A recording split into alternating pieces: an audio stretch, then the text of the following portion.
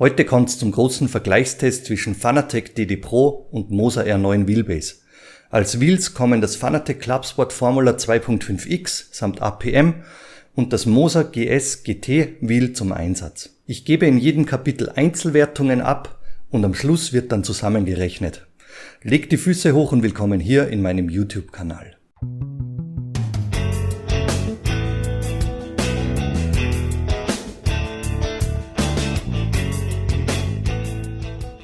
Zu Beginn wie gewohnt der Disclaimer. Bei den in diesem Video verglichenen Produkten handelt es sich um Testmuster, die für den langfristigen Einsatz in meinem Simracing Testcenter bestimmt sind und die ihr bei mir ausprobieren und gegentesten könnt. Alle Infos hinsichtlich Buchen und Besuchen gibt's oben rechts in der Infobox. Es gibt keine Vorgaben, Auflagen oder Verpflichtungen hinsichtlich dieses Reviews und ich bin kein Teilnehmer eines Affiliate-Programms der Anbieter. Doch nun kann's losgehen. Kapitel Nummer 1 Preis und Bezug. Alle in diesem Video erwähnten Eigenschaften beziehen sich auf heute. Das ist Stand September 2022. Die Fanatec Gran Turismo DD Pro Wheelbase 8 Newtonmeter kostet 5,99,95 und das Clubsport Lenkrad Formula V2.5X schlägt mit 3,99,95 zu Buche. Um in Sachen analoge Pedals ausstattungsbereinigt mit Moser gleichzuziehen, wird das Podium Advanced Pedal Module um 179,95 nachgerüstet. Die Moser-Preise beziehen sich auf den deutschsprachigen Distributor SimMotion, bei dem die Moser R9 Wheelbase um 4,79 gelistet ist. Das Moser GS Steering Wheel kostet 4,99. Somit kommt ihr mit den in diesem Video verglichenen Paketen, bestehend aus Wheelbase und Lenkrad, bei Fanatec auf 1180 und bei Moser auf 980 €. Das Kapitel Preis geht mit 10:8 an Moser. Kapitel Nummer 2 der Lieferumfang. Bei beiden Wheelbases enthalten sind ein Netzteil und alle nötigen Anschlusskabel.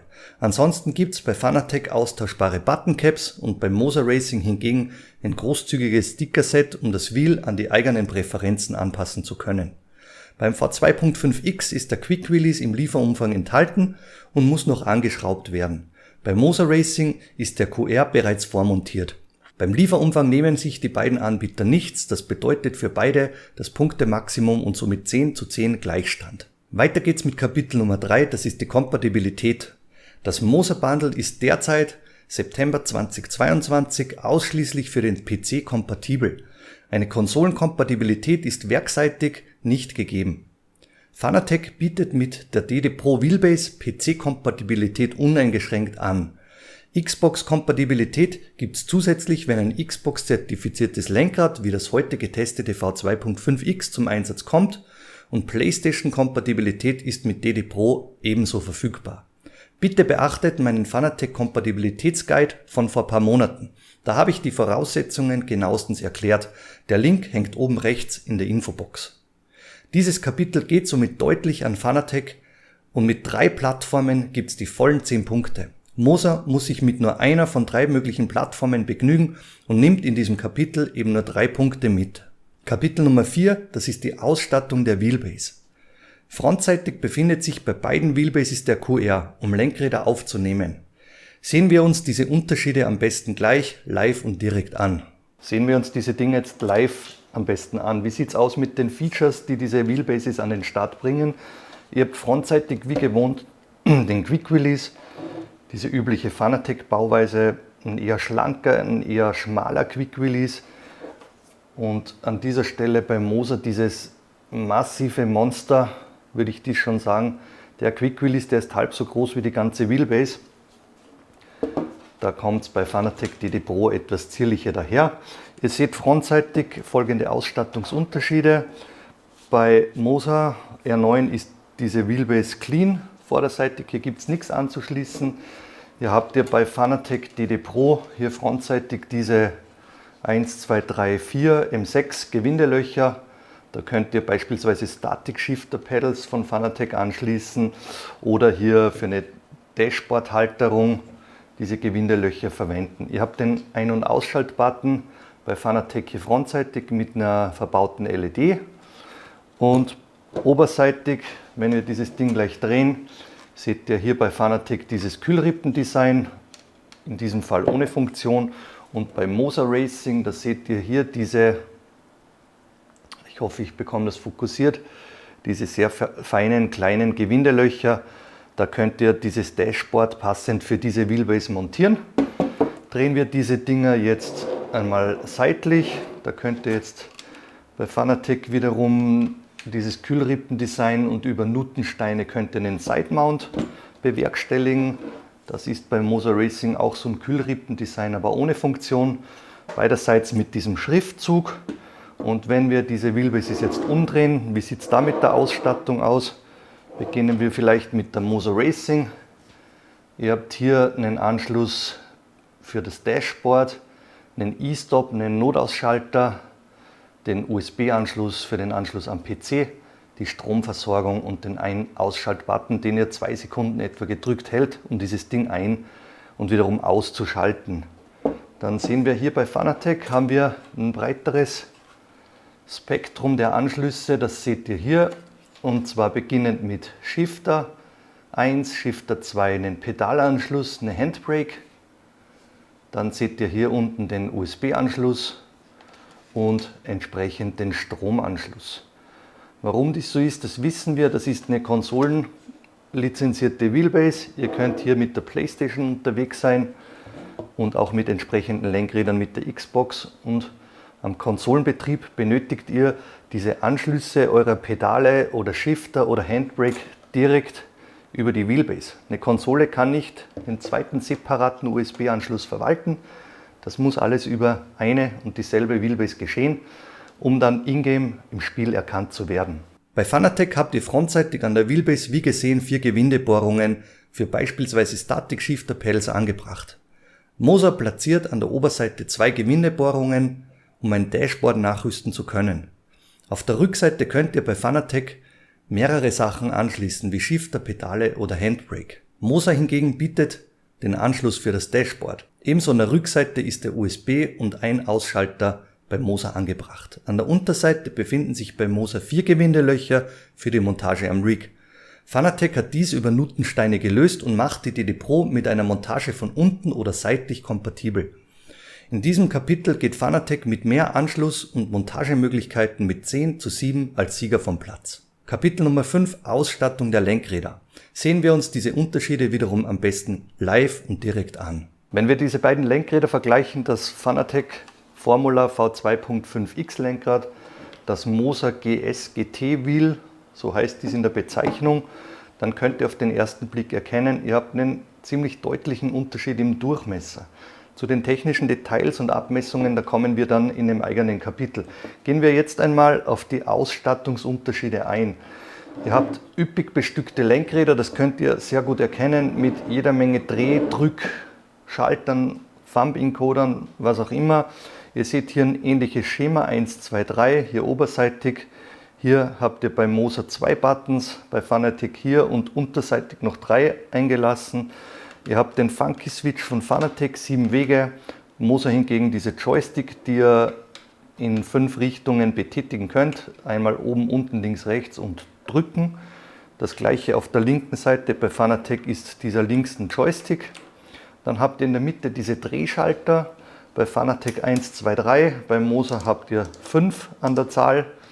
Dafür bei Fanatec noch diese Rocker Switches, hier oberseitig. Und was gibt es noch? Die Thumb Encoder. Hier bei Fanatec zum Drehen einmal links, einmal rechts. Auf der anderen Seite klarerweise genauso und bei Moser ebenso, links, rechts. Und gleichzeitig könnt ihr diese Dinge auch mit Drücken belegen. Ihr habt bei Fanatec hier oberseitig die LEDs eingelassen, die Flag-LEDs. Und bei Moser habt ihr dieses gewohnte Drehzahlband. Das ist jetzt mal die vorderseitige Ausstattung dieser beiden Lenkräder. Drehen wir diese Dinger jetzt mal um. Da sehen wir, haben wir ähnliche Ausstattung, beziehungsweise jetzt mit dem Advanced Pedal Module von Fanatec nochmal 2 zusätzliche Pedals, hier oberseitig die normalen Shifter, hier einmal links, einmal rechts, bei Moser Shifter links, rechts und unterseitig haben wir das Fanatec V2.5X mit dem APM ausgestattet, um hier ausstattungsmäßig gleichzuziehen mit Moser die analogen Pedals, die ihr belegen könnt oder verwenden könnt für die Launch Control beim Start oder wenn ihr jetzt eingeschränkt seid vom Bewegungsapparat, könnt ihr auch diese analogen Pedals verwenden, um beispielsweise hier mit einem Pedal Gas zu geben und mit dem anderen Pedal zu bremsen, wie ihr das auch wollt. Andere Möglichkeit wäre auch, ein Analog-Pedal zu belegen, um beispielsweise hier auf so ein Lenkrad eine Handbremse oder etwas Ähnliches draufzulegen. Zusammengefasst bekommt ihr mit beiden Wheels unzählige Eingabemöglichkeiten ans Wheel geliefert. Fanatec hat mit dem nachgerüsteten APM 2 zusätzliche Pedals am Start. Moser packt dafür 5 Drehschalter in der Mitte ans Wheel. Fanatec bietet ein kleines 1 Zoll Display, auf welches Moser am Lenkrad verzichtet und auf die Verwendung eines großen Dashboards setzt. In Sachen Buttonbeleuchtung gibt's bei Moser das volle Programm. Bei Fanatec muss hingegen auf LED-Beleuchtung der Buttons verzichtet werden. Fanatec hingegen bietet kleine Rumble-Motoren im Lenkradkranz, die zum Force-Feedback-Verhalten mit einbezogen werden können. Zusammengezählt gibt's in diesem Kapitel einen 10:10 Gleichstand, der für dich mit deinen eigenen Präferenzen klarerweise immer ganz anders aussehen kann. Kapitel Nummer 6: Technische Details und die Power. Beide Wheelbases folgen der Bauweise des Direktantriebes, DD.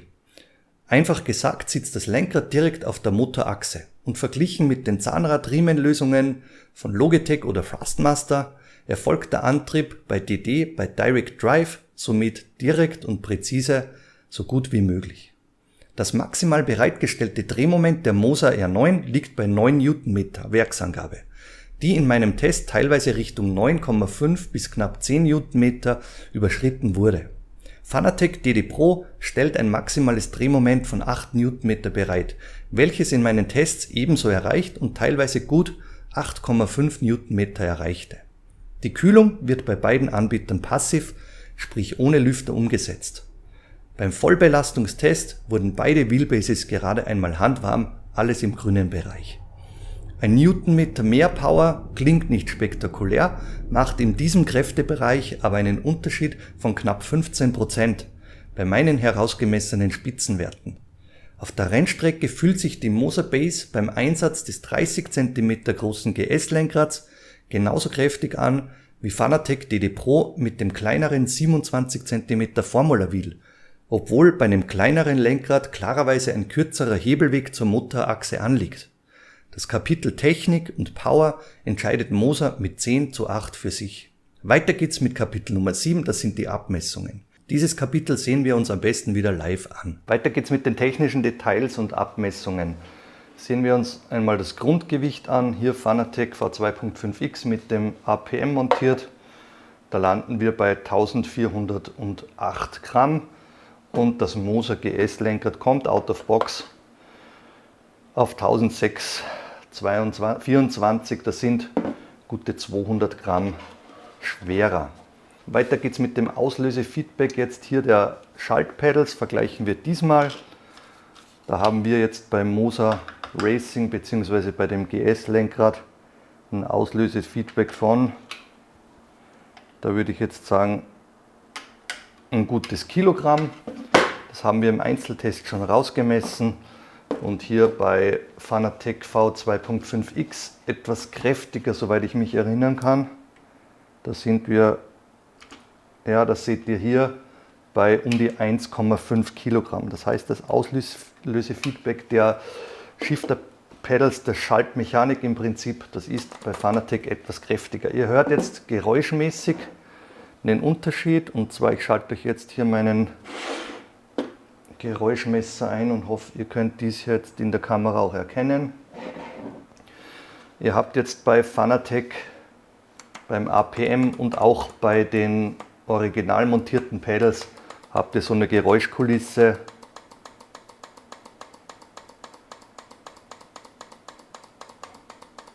Ja, da schwanken wir so rund um die 68 Dezibel. Beim Moser Racing habt ihr dann die Wahl, entweder ihr betreibt dieses Lenkrad out of box mit ungedämpften Shiftern, das ist sehr knackig, sehr präzise, aber auch sehr laut. Dann seid ihr bei sehr lauten 80 Dezibel, das ist für eure Mitbewohner, wenn sie die sich an dem stören, nicht unbedingt angenehm. Oder ihr befestigt diese beigelegten Klebepads, dann dämpft ihr dieses Geräuschniveau deutlich runter. Das habe ich jetzt hier auf der rechten Seite beim Upshift gemacht.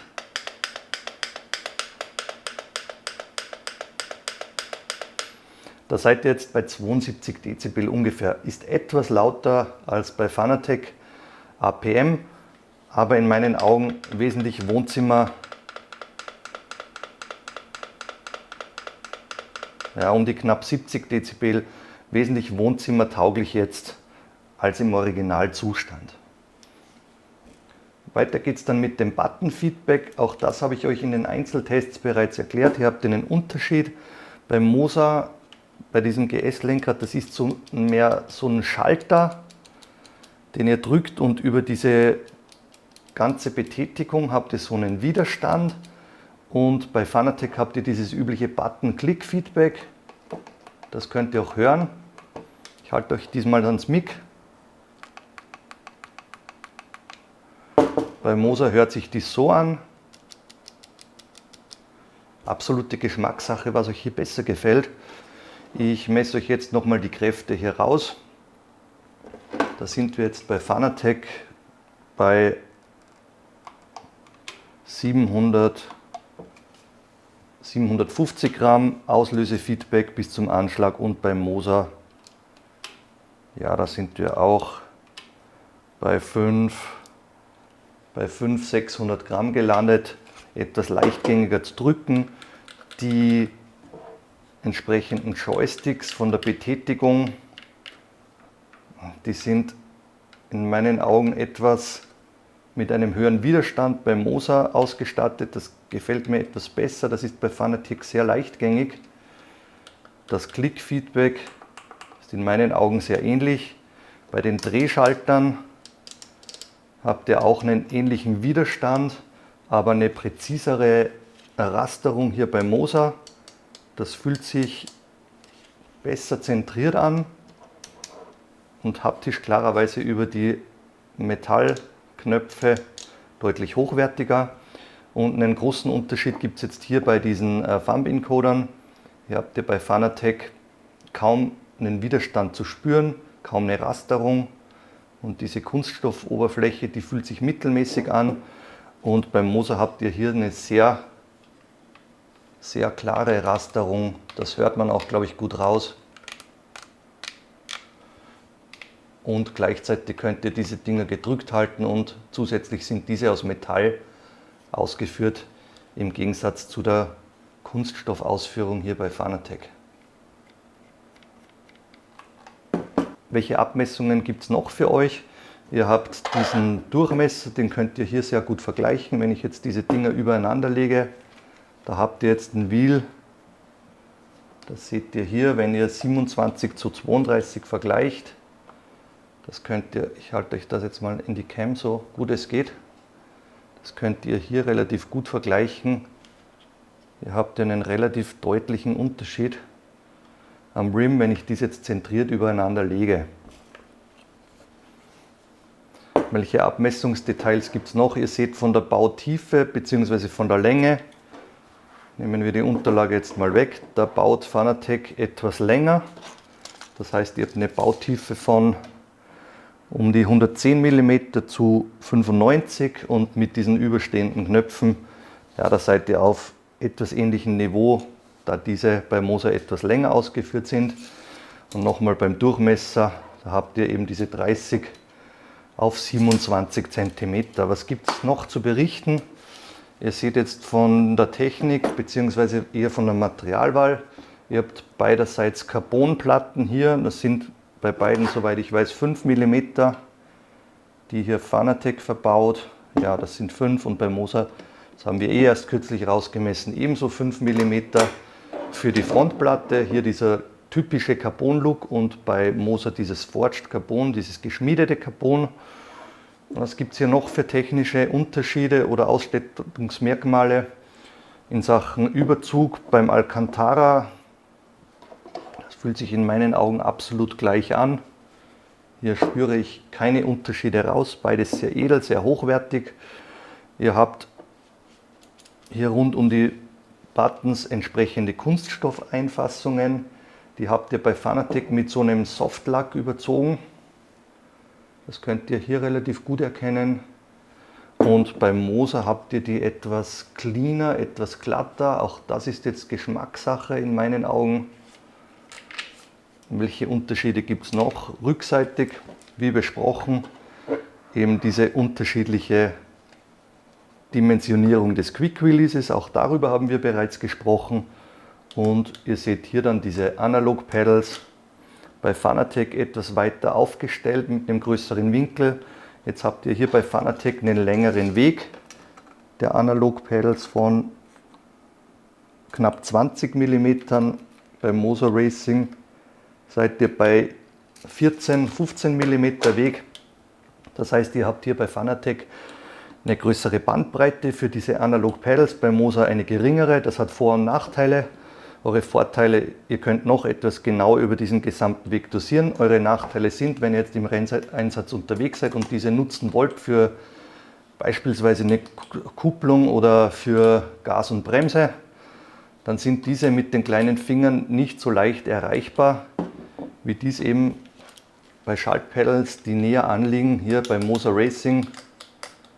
Die könnt ihr wesentlich einfacher auch mit 2 Fingern sehr gut erreichen.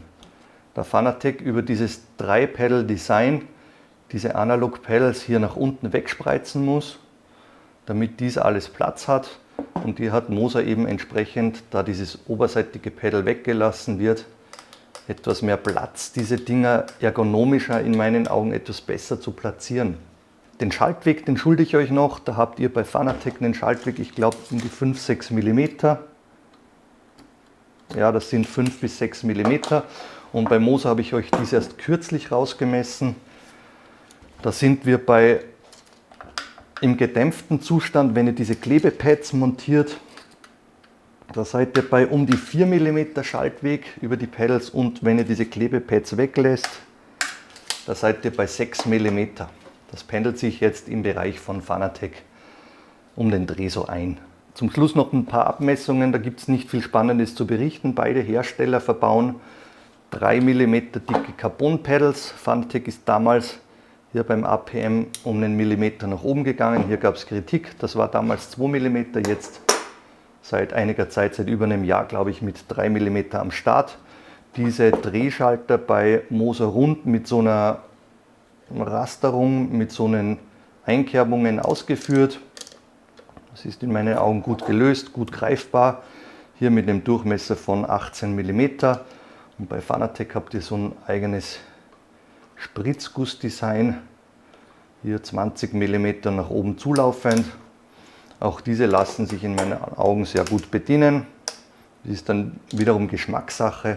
Bei den Thumb-Encodern ähnliche Dimensionen mit völlig unterschiedlicher Technik, wie bereits besprochen. Und auch hier oberseitig das Drehzahlband, ähnliche Größe wie die LEDs bei Fanatec. Viel mehr gibt es jetzt bei diesen beiden Lenkradmodellen nicht zu berichten. Schnappen wir uns noch live jetzt unsere beiden Wheelbases und vergleichen diese. Wie es denn mit den Abmessungen der beiden aussieht. Ihr habt hier bei Fanatec DD Pro und bei Moser eine ähnliche Abmessung.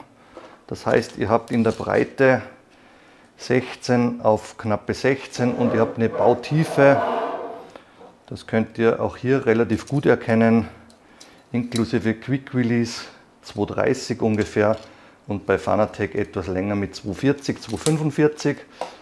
Etwas größer ist der Unterschied, ich glaube, das könnt ihr von vorne ganz gut erkennen. Wartet, ich drehe euch diesmal so seitlich zu dieser Cam. Da baut Fanatec deutlich höher mit knapp 160 mm und Moser nur mit 130. Ansonsten sind diese Wheelbases sehr ähnlich ausgeführt. In Sachen Abmessungen unterscheiden sich diese Dinger in der Höhe, wie bereits erwähnt, um etwa 3 cm und hier beim Quick Release, der bei Fanatec mit 38, hier frontseitig mit 41 und dann diese ganze andere Bauweise hier zusammenlaufend auf 32 mm und hier trägt Moser mit der doppelten Größe mit um die 60 mm im Durchmesser sehr dick und sehr massiv auf. Unterm Strich gibt es hier einen Gleichstand und ein 10:10 für beide Anbieter. Weiter geht's mit Kapitel Nummer 8, das ist der Quick Release QR. Die Wheelbase ist bei Moser mit einem Quick Release samt 10 integrierter Kugeln versehen. Die eingelassenen Pins übertragen den Strom und die Daten werden drahtlos zwischen R9 Wheelbase und dem GS Wheel ausgetauscht. Bei Fanatec besteht die Aufnahme aus einem 38 mm dicken Hohlzylinder, der innenseitig die Pins der Lenkräder aufnimmt. Das Lenkrad wird über den Quick Release und den einrastenden Kugeln samt Nut an der DD Pro Wheelbase oder an anderen Fanatec Wheelbases angebracht. Sehen wir uns die Unterschiede am besten wieder live an. Den Quick Release haben wir in dem vorangegangenen Review genauestens beleuchtet, hier nochmal gezeigt für euch. Ihr zieht am Ring hier beim Moser, nehmt das Lenkrad ab und habt dieses jetzt wunderbar in der Hand. Ihr seht hier nochmal oberseitig diese 1, 2, 3, 4, 5, 6 Kugeln. Unterseitig 4 Kugeln, sprich insgesamt 10 Kugeln, die hier auf der Motorachse einrasten. Wenn ihr jetzt dies betrachtet, das Lenkrad richtig in der Hand hält, dann habt ihr oberseitig diese 6 Kugeln. Ihr setzt das Lenkrad lediglich auf, drückt es leicht an und mit einem satten Klackern sitzt dies auf der Motorachse. Ich kann jetzt hier etwas hin und her biegen. Ich habe einen minimalen Flex hier beim Simetic K2R, aber der ist wirklich minimal.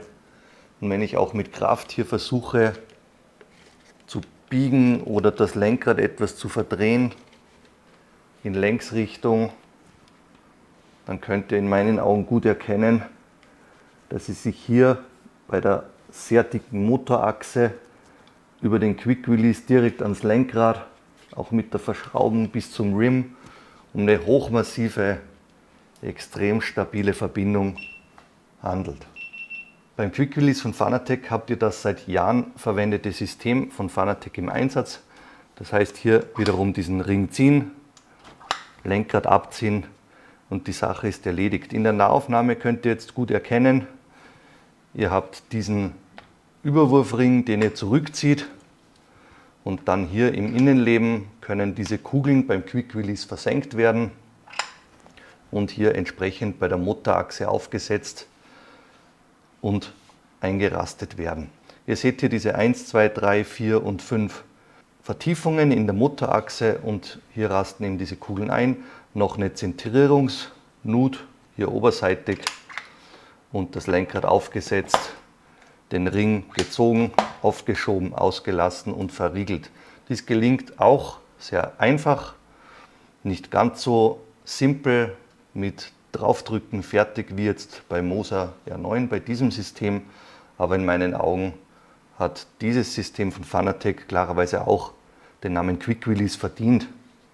Was ihr jetzt natürlich erkennen könnt, das ist hier gut zu sehen, ihr habt eine nicht ganz spielfreie Verbindung und wenn ihr genauestens hinhört,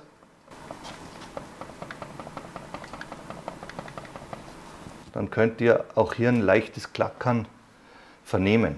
Das spürt ihr dann auf der Rennstrecke bei diversen Effekten. Das lässt sich nicht vermeiden.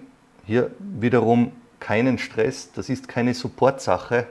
Mit eurer Wheelbase, mit eurem Lenkrad ist alles in Ordnung. Das ist einfach ein mechanischer Effekt.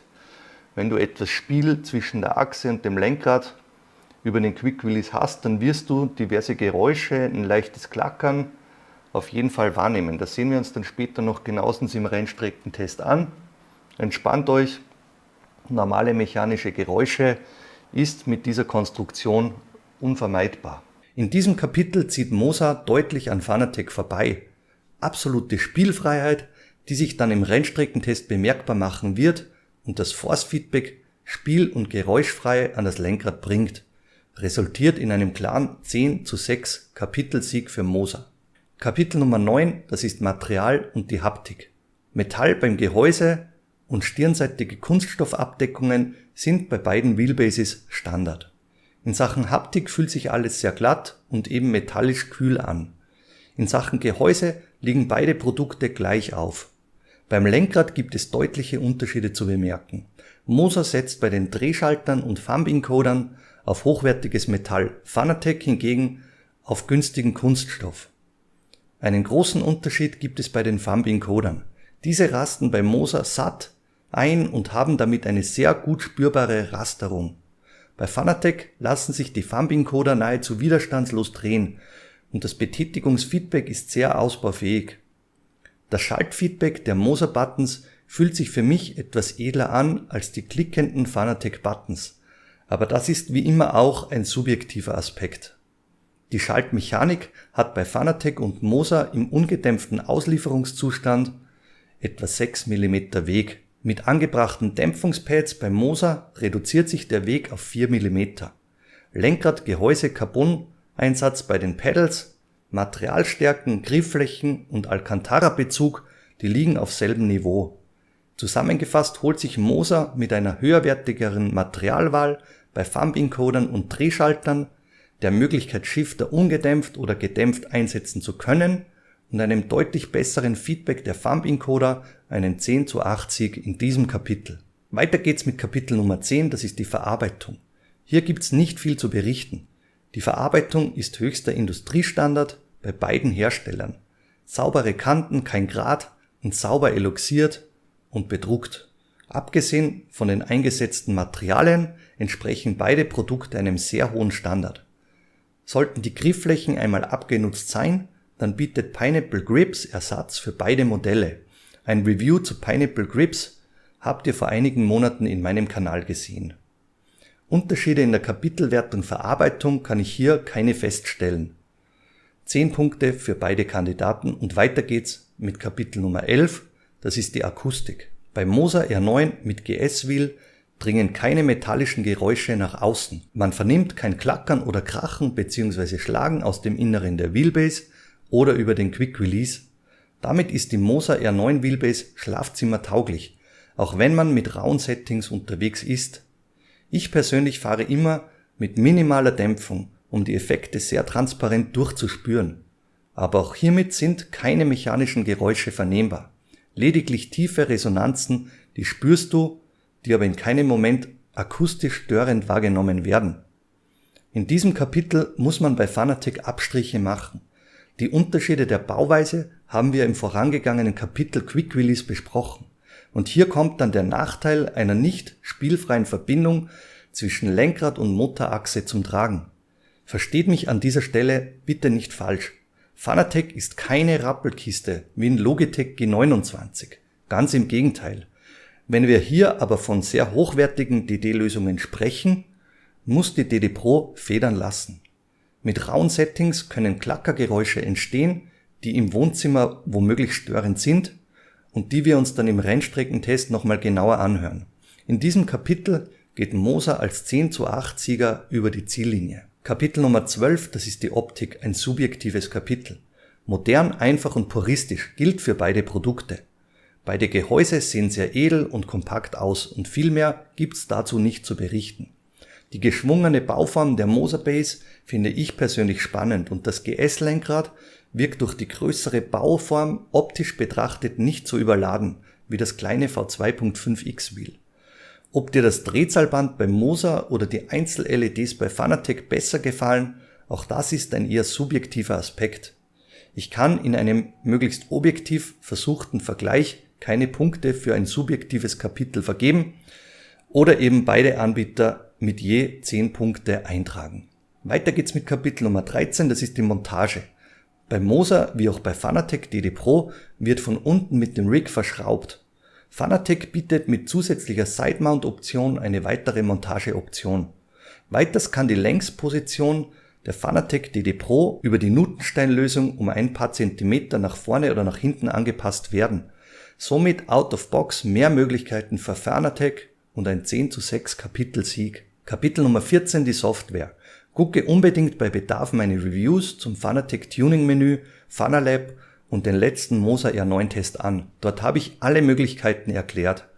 Die Moser Software wirkt etwas einfacher und aufgeräumter, wenn man dies mit Fanalab vergleicht. Fanalab hingegen bietet noch mehr Möglichkeiten, sich als Experte auszutoben.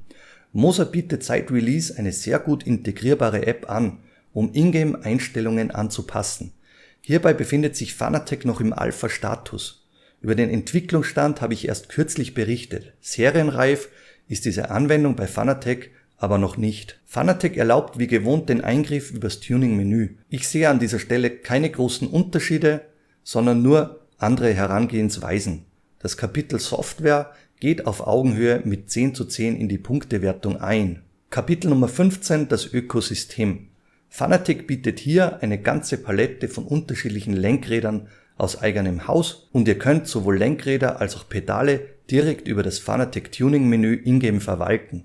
Sowohl ältere als auch neuere Lenkräder sind mit DD Pro kompatibel und es ist für jede Rennklasse und auch jede Preisklasse etwas dabei. Bei Moser hat sich über die Monate einiges getan. Mittlerweile gibt's neben den GT-Wheels und dem GS-Wheel ein Formula-Wheel mit integriertem Display. In Sachen Pedale und Dashboards hat Moser mittlerweile seine Peripherie erweitert. Handbremse und Shifter fehlen bei Moser noch im Portfolio, Stand September 2022. Der Ökosystemkönig heißt nach wie vor Fanatec, 10:6 in diesem Kapitel. Kapitel Nummer 16, die Rennstrecke, wie immer unser Hauptkapitel. Und deshalb gibt's hier 20 Punkte für den Sieger abzustauben. Beim Rennstreckentest handelt es sich um Anwendungen, Strecken und Fahrzeuge, die ich seit langem sehr gut kenne und die es möglich machen, Vergleiche zu ziehen. Ich habe beide Rigs in meinem Testcenter direkt nebeneinander aufgebaut und bin in meinen Testläufen instant von Rig zu Rig gesprungen. Das ist für mich die beste Möglichkeit, objektiv zu urteilen, ohne dazwischen immer aufwendig umbauen zu müssen. Lasst uns jetzt live ein paar Runden drehen. In dieser Live-Runde sind wir mit Assetto Corsa Ferrari 488 GT3 Strecke Highland unterwegs. Gleich zu Beginn merkt ihr, wie besprochen bei den diversen Einzelkapiteln, ihr habt eine nicht ganz astreine spielfreie Verbindung zwischen Lenkrad und Quick Release. Das müsst ihr euch bewusst sein.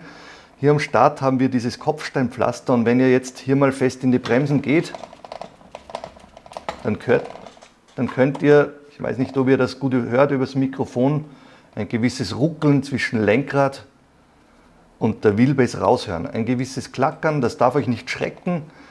Hier ist nichts kaputt, das ist alles normal. Wenn ihr mit rauen Settings unterwegs seid, dann müsst ihr euch an gewisse Geräusche bei Blockieren der Räder, bei diversen Bodenunebenheiten einfach gewöhnen, wenn ihr mit einem Fanatec DD Pro Bundle, dem Quick Release 1 und dem Lenkrad mit Metall Quick Release unterwegs seid.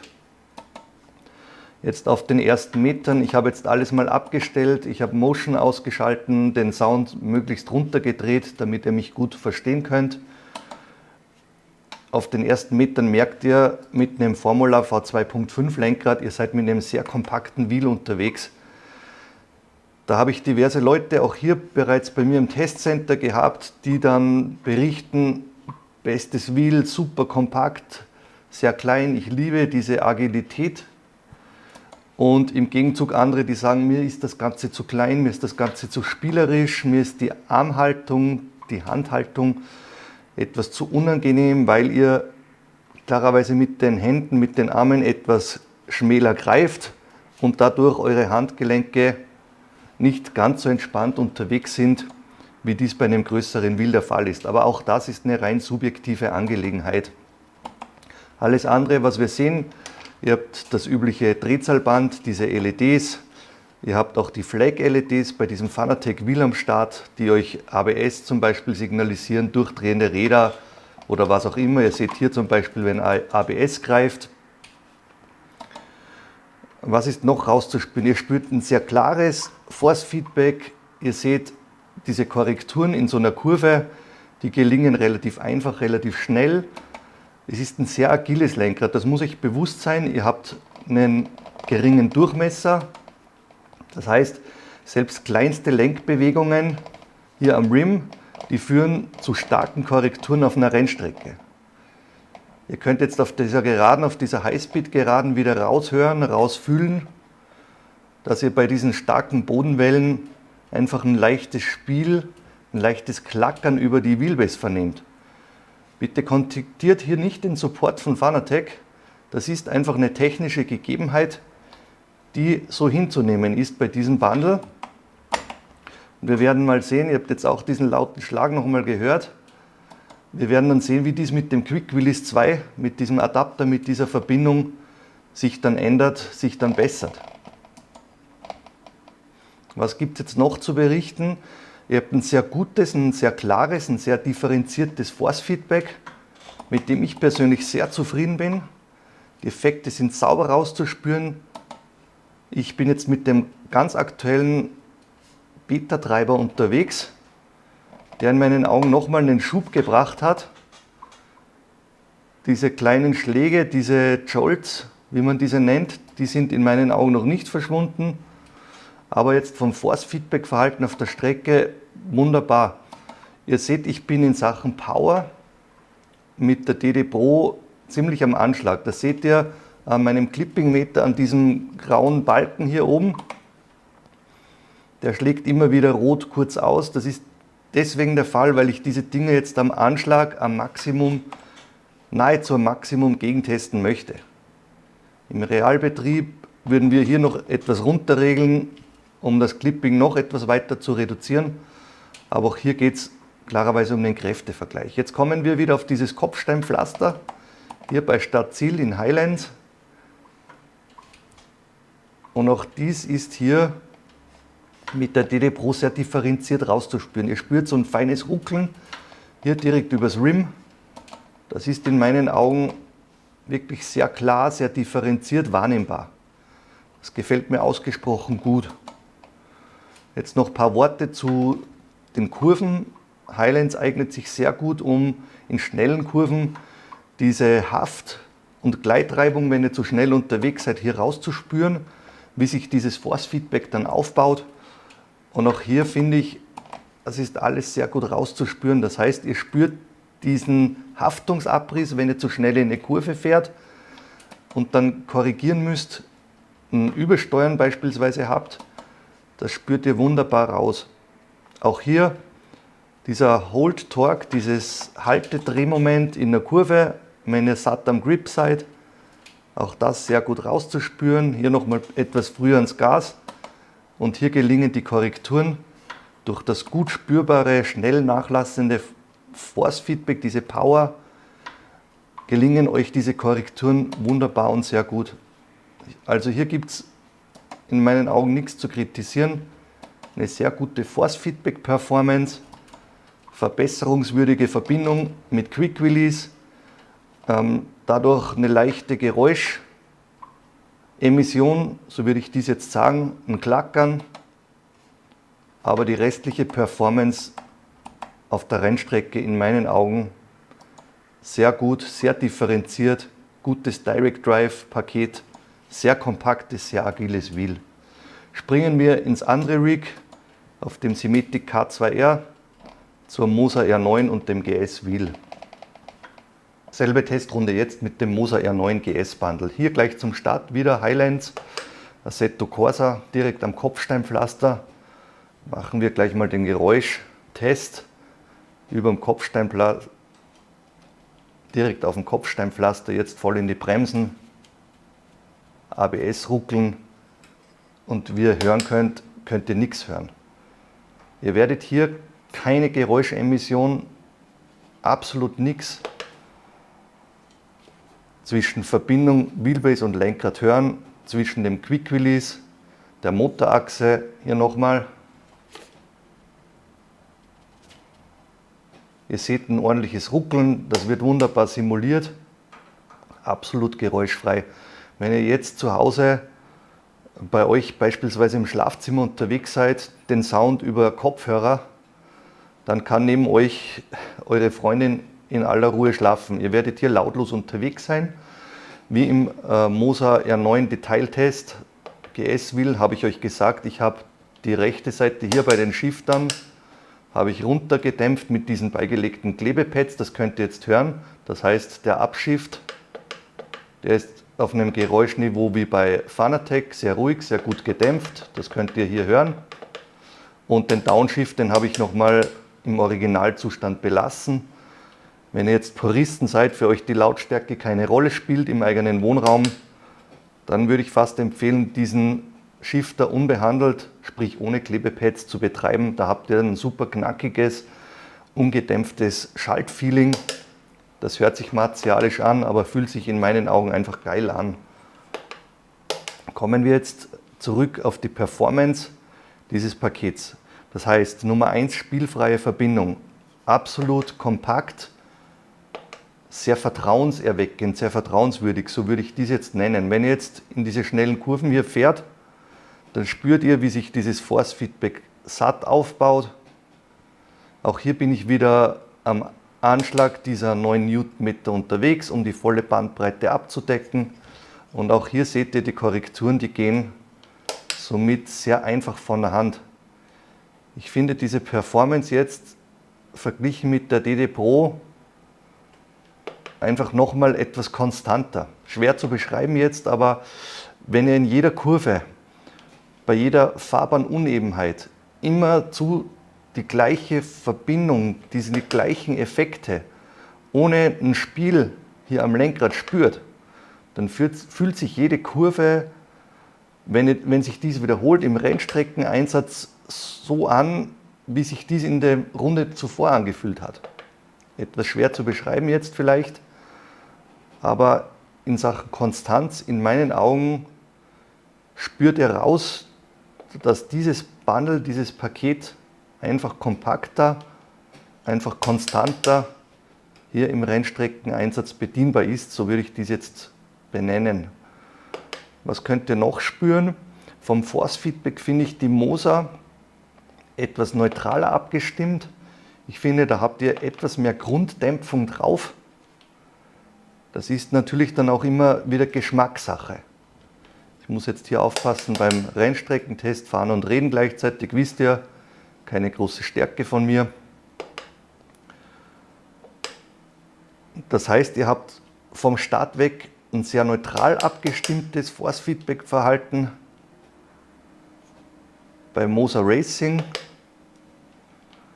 das aber auch nicht auf den Detailgrad vergisst. In meinen Augen, beziehungsweise bei den Testern, die ich bisher schon hier hatte auf der Moser R9, die haben mir rückgemeldet, dies fühlt sich sehr neutral, sehr vertrauenswürdig, sehr gut, zuverlässig an.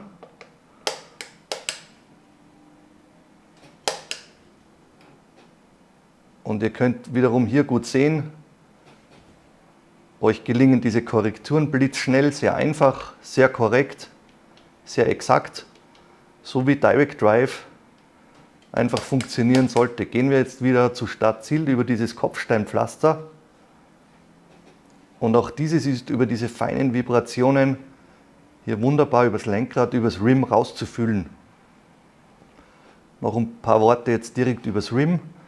Ihr habt eine etwas komfortablere Armhaltung jetzt mit einem 30 cm Lenkrad.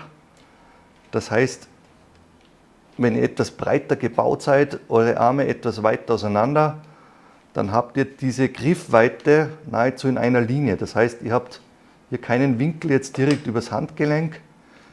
Und für Longterms, für Langstrecken, seid ihr mit einem Lenkrad der goldenen Mitte sehr entspannt, sehr komfortabel in meinen Augen unterwegs. Ein Lenkrad dieser Baugröße lässt sich dann für diverse Fahrzeugklassen wunderbar einsetzen. Ich finde, auch mit einem 30 cm Rim kann man Formula-Klassen abbilden. Ihr seid mit der GT-Klasse optimal unterwegs, klarerweise mit einem 30 cm Wheel. Und wenn ihr auch mit größeren Fahrzeugklassen unterwegs seid, bis hin zu Alltagsfahrzeugen, auch dann kann ein 30 cm Lenkrad hier die Ansprüche erfüllen. Was mit beiden Modellen eher nicht empfehlenswert ist, sowohl mit dem V2.5X von Fanatec als auch mit diesem Lenkrad, ist jetzt beispielsweise ein Rallye-Einsatz. Ihr habt keinen geschlossenen Lenkradkranz und hier empfiehlt es sich auf jeden Fall dann zu runden Rims oder maximal mit D-Shape-Abflachung hier unterseitig zu greifen. Das soll es nun gewesen sein mit dem Live-Rennstreckentest. Im Hintergrund bin ich klarerweise unzählige Runden hier mit der Moser gefahren, mit der DD Pro, bin immer wieder zwischen den Rigs hin und her gesprungen, aber so soll jetzt mein Fazit vom Rennstreckentest sein. Wir gucken uns jetzt an, wie es mit der Punktewertung aussieht und dann biegen wir ab auf die Zielgerade und ich fahre die Runde jetzt noch fertig und wir hören uns gleich. Zurück vom Rig. Zusammengefasst ist der Quick Release beim Moser State of the Art und das schlägt sich auch beim Rennstreckeneinsatz wieder. Die Effekte kommen direkt an das Lenkrad geliefert. Bei Fanatec ist dies über das Spiel im Quick Release manchmal besser oder manchmal schlechter der Fall. Dies macht die Sache bei Fanatec etwas lebendiger, aber verliert in Sachen Konstanz an Boden. Beim Lenkrad handelt es sich mit dem GS-Wheel von Moser um ein Lenkrad der goldenen 30 cm Mitte.